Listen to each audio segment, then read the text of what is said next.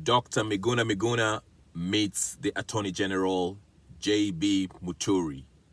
Ladies and gentlemen, brothers and sisters, friends, enemies, and comrades, this is Fabrizio Bromano, and we are going to talk about this.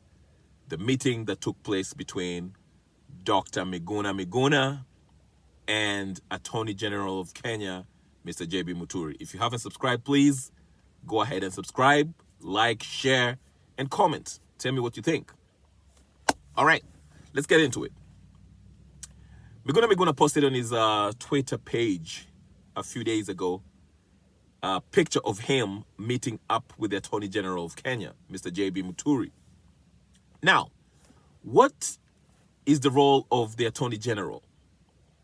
Attorney General represent the state or any state agency before any state or federal courts, okay? He basically handles criminal appeals or criminal prosecutions. Let's say if somebody, files a lawsuit against, or there's a criminal activity that happens against the state. The Attorney General is kind of the lawyer / the prosecutor that represent the government, the state, okay? Now, why will Miguna meet with the Attorney General of Kenya, the senior prosecutor? Okay? Here's a few reasons why. Number one, which is the main reason, and this is speculation from me, and tell me if I'm wrong. Miguna, before he left Canada, he mentioned that he never got reparations for the damage that Uhuru Kenyatta's government caused when they bombed his house and forcefully removed him from his house and exiled him to Canada. Remember, the issue was taken to court, and the court ruled that Miguna should be paid. He even personally sued Mr. Matiangi, among others. But Matiangi hasn't paid up. It's funny because Miguna also mentioned a few days ago, that he bumped into Matiangi somewhere in Nairobi. I forget the place, but which is interesting. So my speculation is this. Miguna went to the AG and to follow up with this ruling. Because remember, the court has already ruled, even if it was from the previous regime. The courts and the executive is different. The courts have a tenure, the judges, so as to the presidency, okay? Even if the president change, the new president comes in with his own regime, with his own government, his own people in the government, the fact still remains. The judgment that was made while the previous president was there still stands, okay? So Miguna is to be paid for the damages that were caused by the previous regime.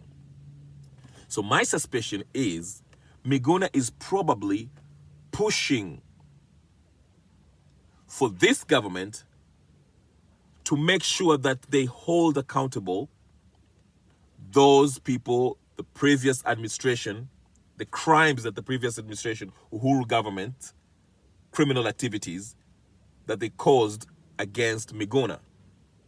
Okay? So the ruling is already in place. It's just about, it needs to be activated. The government of the day needs to act, because Uhuru's government refused to obey the court orders. Okay? Which part of it was to pay back Miguna for the damages caused. Okay? So it falls under the Attorney General. Now, you remember in my previous video that I mentioned that Dr. Miguna and President William Ruto, have a symbiotic relationship. It's mutualistic in nature. They need each other. They don't have to work together. I'm not saying they basically need each other, but I guess there's a need for them to work together. Perhaps not directly, it might be indirectly.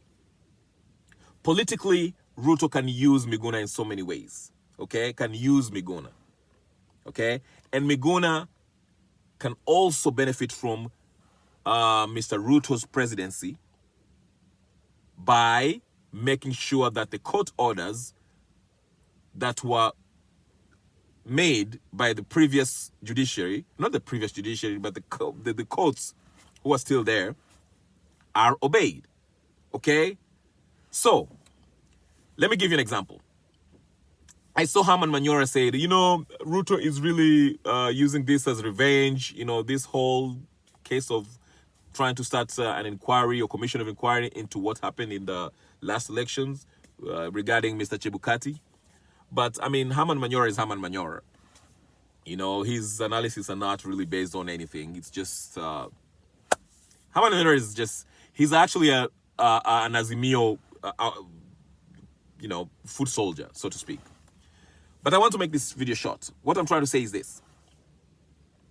Ruto can use Miguna to get things done, to attack those people who humiliated him during the previous regime.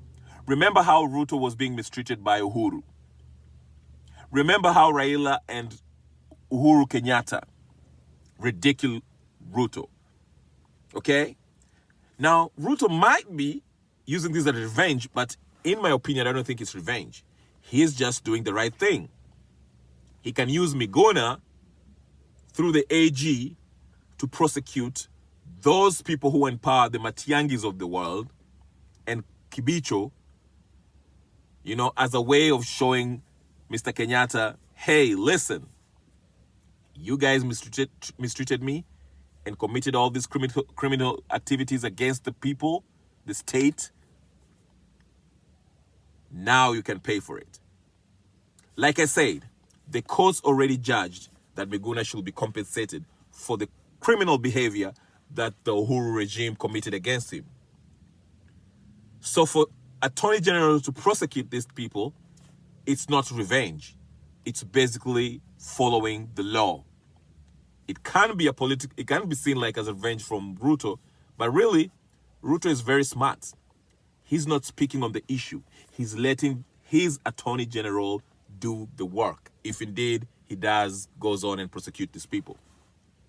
Personally, I don't think the Attorney General will go as far as arresting Uhuru Kenyatta or somebody else who was involved in this. We already seen this. George Kinoti should be in jail. But I don't think this will happen. Anyways, I just wanted to make this short video and tell me what you think. Why did Miguna meet the Attorney General? Comment, subscribe, share, and tell me what you think. This is Fabrizio Brumano. Peace.